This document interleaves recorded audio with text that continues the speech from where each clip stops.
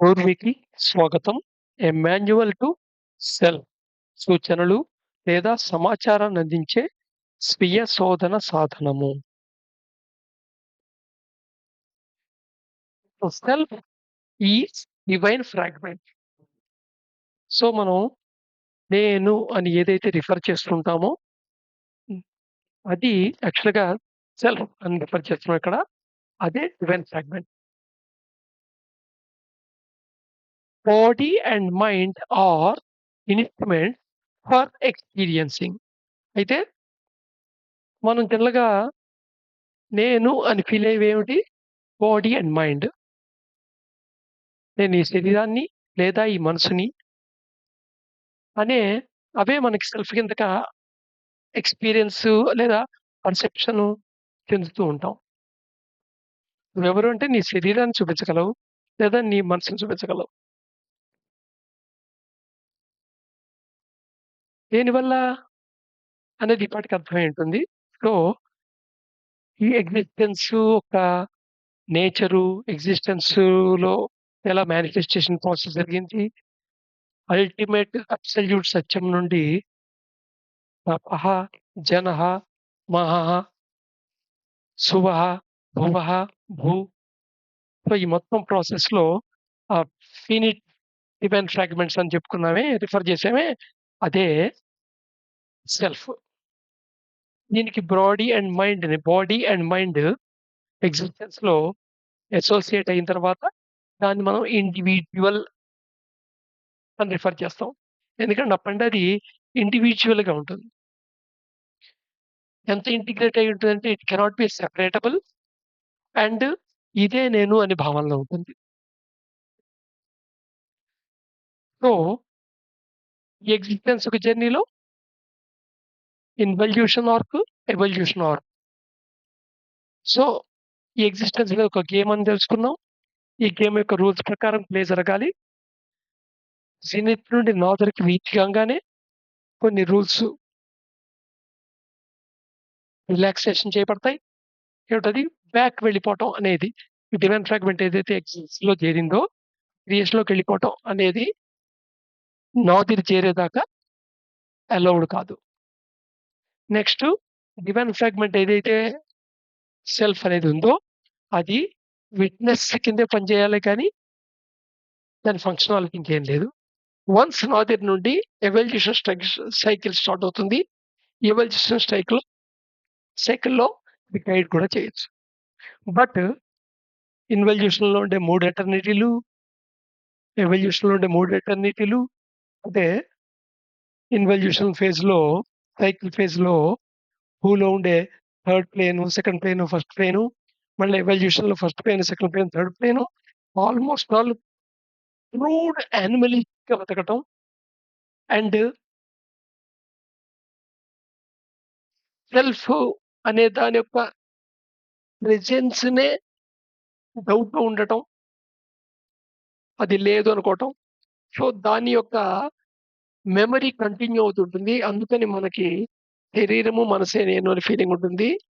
So, ఇది ఒక sentence కింద మనకు గుర్తుంటుంది. ఫస్ట్ ఇది ఈ పాత్రలో చాలా ఫస్ట్ ఇంపార్టెంట్ ఆహ్, రియలైజేషన్ అన్నమాట. జస్ట్ సెంటెన్స్‌గా తెలుసుకోవటం కాదు. ఇదొక నాలెడ్జ్ కాదు. బాడీని కాదు సెల్ఫ్ అనేది మనకి రియలైజేషన్ అవుతుంది. అందుకని నేను శరీరాన్ని కాదు, మనసుని కాదు అనేది మటుకు నిరంతరంగా లోపల ఒక సబ్ రొటీన్ లూప్‌లా కావాలని ఎండ్యూరెన్స్‌గా అనుకోవాలి. సాధన చేయాలి. బట్ ఈ బాడీ అండ్ మైండ్ అవసరమా? యెస్ అవసరం. ఎందుకంటే అవి only the instruments through which a divine fragment can experience. Experience అవ్వటానికే కదా ఎగ్జిస్టెన్స్‌లోకి వచ్చిందది విల్లింగ్‌గా. సరే ఎక్స్‌పీరియన్స్ అనేది దేని మీద ఆధారపడుతుంటుంది? నువ్వు తెలుసుకోవటం ఎక్స్‌పీరియన్స్ అయిందల్లా నీ యొక్క నోను అయిపోదు. వాట్ యూ పర్సీవ్డ్ అది నోన్ అవుతుంది. పర్సెప్షన్ ఏమిటి? Perception is the inference cooked up out of experiencing the experienced thing. నువ్వేదైతే ఎక్స్‌పీరియన్స్ అవుతున్నావో ఆ ఎక్స్‌పీరియన్స్ నుండి నువ్వు కుకప్ చేసుకుంటావు. ఇన్ఫరెన్సెస్ ఆ ఇన్ఫరెన్సెస్‌నే మనం పర్సెప్షన్ అంటాం. One can know what one can perceive. నువ్వు ఏది పర్సీవ్ చేయగలవో అది మాత్రమే తెలుసుకోవాలి. పర్సీవ్ చేయలేనిది నువ్వు తెలుసుకునే అవకాశం ఉండదు కదా! ఏదైతే నువ్వు తెలుసుకున్నావో అదే నాలెడ్జ్ అని చెప్తుంటావు నువ్వు. వన్స్ అది మెమరీలో ఉన్న తర్వాత, నీ మెమరీలో పార్ట్ అయిన తర్వాత ఆటోమేటిక్‌గా అది నాలెడ్జ్ అవుతుంది.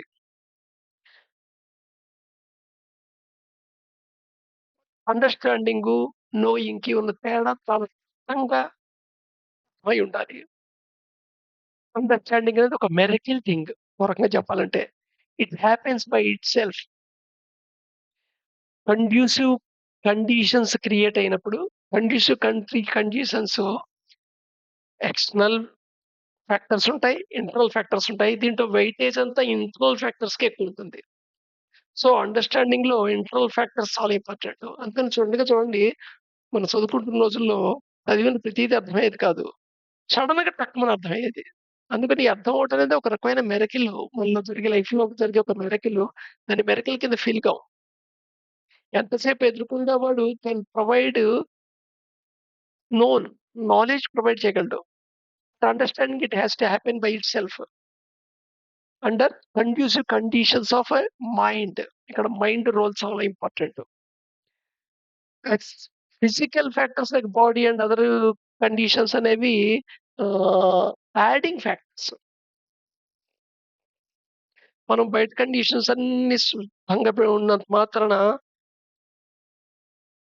అండర్‌స్టాండింగ్ అవ్వదు. ఇది ఆల్రెడీ ప్రతి వారికి అనుభవం అయ్యి ఉంటుంది.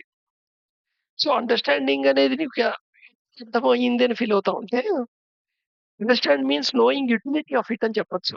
అంటే దాన్ని యొక్క యూజ్ ఏమిటి అనేది తెలుసుకోవటం. దాన్ని ఎలా ఉపయోగించుకోవాలో తెలుసుకోవటాన్ని అండర్‌స్టాండింగ్ అంటాం. And ability to use appropriately concern with full awareness. అయితే దాని యూజ్ తెలిసినంత మాత్రాన నువ్వు యూజ్ చేయగలుగుతావా? యూజ్ చేయలేవు. ఫుల్ అవేర్‌నెస్‌తో గాని ఉంటే గాని దాన్ని యూజ్ చేయలేవు. అందుకని అవేర్‌నెస్ ల్యాకింగ్ గుర్తేంటంటే నీకు కాన్‌ఫ్లిక్ట్ కనబడటమే. సామాన్యంగా 2 తెలిసిన విషయాలు మధ్య కాన్‌ఫ్లిక్ట్ ఉంటుంది. సరే ఒకటి నువ్వు మంచి కింద లేబుల్ చేసింది, ఇంకోటి 2 చెడు కింద లేబుల్ చేసింది మధ్య కాన్‌ఫ్లిక్ట్ అనుకో ఇది సాధారణం అర్థమవుతుంది. కానీ 2 మంచి విషయాల మధ్యే కాన్‌ఫ్లిక్ట్ కూడా కనబడుతూ ఉంటుంది నీకు. నిదానం ప్రధానం కరెక్టా? ఆలస్యం అమృతం విషయం కరెక్టా? అని డౌటొస్తోంది అంటే అర్థం నీకు అర్థం కాలేదని అర్థం ఏంటి నాకు. So, ability to use appropriately అనేది అవేర్‌నెస్ మీద ఆధారపడుతుంది. సో, అవేర్‌నెస్ నువ్వెంత పెంచుకున్నావు అనే మీద ఆధారపడుతుంది. నువ్వు అండర్‌స్టాండింగ్‌ది నువ్వు యూజ్ చేసుకోగలగటం అనేది. సో, ఫస్ట్ ఎక్స్‌పీరియన్స్ నోన్ కింద అవ్వాలి అంటే, నాలెడ్జ్ కింద అవ్వాలంటే పర్సెప్షన్ లెవెల్ ఇంక్రీజ్ అవ్వాలి. ఈ perception level what is truth, what is not truth నువ్వనుకున్నదేంటి, వాస్తవంగా ఉన్నదేమిటి అనేది విభజించి చూడగలగటం మీద ఆధారపడుతుంది. ఆ చూడటానికి కూడా నీకు అవేర్‌నెస్ కొంత కావాలి. సో, ఇక్కడ చూసారా ఒకదానికొకటి చిక్కుముడిలా ఉంటాయన్నమాట. సో, వీటన్నిటిని ఒకటి పెంచుతూ ఉంటే రెండోది కూడా ఆటోమేటిక్‌గా జరుగుతూ ఉంటుంది. రెండోది కూడా అవుతుంది. సో, అవేర్‌నెస్ పెంచుతున్నావు అంటే ఆటోమేటిక్‌గా నువ్వు పర్టిక్యులర్‌లీ కాన్‌ఫ్లిక్ట్‌లు తగ్గుతాయి. దాన్ని అప్రోప్రియేట్‌గాను వాడగలుగుతావు. So, unaware of self is a cause of ignorance. అసలు ఇక్కడ మొత్తం టోటల్‌లో సెల్ఫ్ అంటేనే అన్‌అవేర్ మనకి. ఎన్ని సార్లు చదివినా, ఎన్ని సార్లు విన్నా, ఎన్ని సార్లు ఇంకోళ్ళతో చెప్పడానికి వాడినా, నువ్వు సెల్ఫ్ అనంగానే నీ లోపల మటుకు అంతర్గతంగా డీప్‌గా నీ శరీరాన్ని, నీ మనసులోనే ఫీలింగుంటుంది. సరే శరీరానికి ఏదైనా దెబ్బ తగిలింది బాధపడటంలో పోనీ కొంత సబబు అనిపిస్తుంది. మనసెందుకు బాధపడుతుంది? మనసుకి దెబ్బ తగిలినట్టు. ఇంకా చెప్పాలంటే శరీరం నొప్పి కంటే మనసు నొప్పే చాలా తీవ్రతంగా ఉంటుంది. చాలా ఎక్కువగా బాడీని ఇన్‌ఫ్లూయెన్స్ చేస్తుంది. ఒక్కొక్క స్థితిలో అది మానసిక రుగ్మతల్లా శారీరక రుగ్మతకి కూడా దోవతీస్తుంటుంది. అక్కడ నువ్వు శరీరాన్ని, మనసుని అనుకుంటేనే కదా! సో, దేనికైనా నువ్వు బాధపడుతున్నావు అంటే అర్థం నువ్వు శరీరానివి, మనసువి ఫీల్ అవుతుంటేనే. శరీరం, మనసు కానివాడంటే బాధపడ్డనట్లేదు. కానీ రిపీటెడ్‌గా అది మెమరీలో పెట్టుకొని మళ్ళా పునరావృతం చేసుకొని సఫరింగ్‌కి తీసుకురాడు. అంటే పెయిన్ స్థితిని సఫరింగ్ స్థితికి షిఫ్ట్ కాకుండా చూసుకోగలడు. Considering body and mind as a self is the apex of ignorance అన్నమాట. అన్ని రకాల ఇగ్నోరెన్స్‌కి, అజ్ఞానాలకి ముఖ్య హృదయం నేను బాడీని, మైండ్‌ని అనుకునే తత్వం. సో, అవేర్‌నెస్ డిగ్రీ ఎంత ఎక్కువుంటే, దాన్ని బట్టి ఈ బాడీ అండ్ మైండ్‌ని కాదు నేను అనే అవేర్‌నెస్. ప్రస్తుతానికి మనకి థియరిటికల్‌గా ఏదో డివైన్ ఫ్రాగ్మెంటో, డివైన్ ఫ్రాగ్మెంట్ ఉందా అని డౌట్ వస్తుంటుంది. సెల్ఫ్ అనేది ఉందా? లేదా? నేను అనుకున్నదే సెల్ఫా? సో, దీని గురించి కాంటెంప్లేట్ చేస్తే, నేను శరీరాన్ని కాదు, మనసుని కాదు అని ఇష్టం ఆటోమేటిక్‌గా మీకు ఒక రియలైజేషన్‌లోకొస్తుంది. ముందు నాలెడ్జ్ రూపంలో రియలైజేషన్ అవుతుంది. తర్వాత అండర్‌స్టాండింగ్ రూపంలో రియలైజేషన్ అవుతుంది. తర్వాత అది రివీల్ అవుతుంది. పర్సెప్షన్ కింద. అప్పుడు మళ్ళా నోన్ అవుతుంది. అది మళ్ళా అండర్‌స్టాండింగ్ అవుతుంది. ఇలా సైకిల్‌లో అది విజ్డమ్ కింద మారుతుంది. All other ignorance popped out of these as branches of tree. Just ఒక చెట్టు ఒక శాఖ, ఉపశాఖలు ఎలాగొస్తాయో, అలాగే ఈ బాడీని, శరీరాన్ని, మనసుని అనుకునే ఇగ్నోరెన్స్ ఏదైతే ఉందో దాని నుండి వస్తాయి బయటికి మిగతాన్ని. రేపు మళ్ళీ కంటిన్యూ చేద్దాం.